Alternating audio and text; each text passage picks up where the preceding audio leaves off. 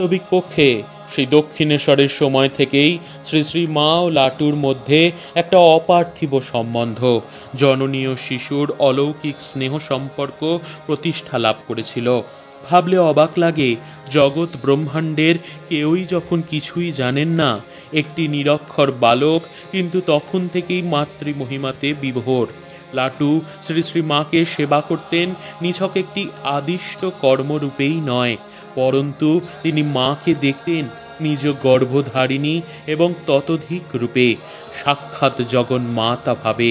তাই অবোধ সন্তান মায়ের কাছে যেমন তার মানে অভিমানে, দুঃখে দৈন্যে, আবার সুখে সম্পদে, সুদিনে সুসময় বিভিন্ন অবস্থাতেই সমুপস্থিত হয়ে প্রাণ জুড়ায়। আমরা লাটুকেও দেখি তার বিচিত্র জীবনে নানা পরিস্থিতির মধ্যে শ্রী মায়ের চরণ প্রান্তে এসেছেন সান্ত্বনা, সহানুভূতি, আনন্দ ও তৃপ্তির জন্য। দক্ষিণেশ্বরেই শুধু নয়, শ্যামপুকুরে, কাশীপুরে এবং তারপরেও আমরা লাটুকে বারবার দেখতে পাই।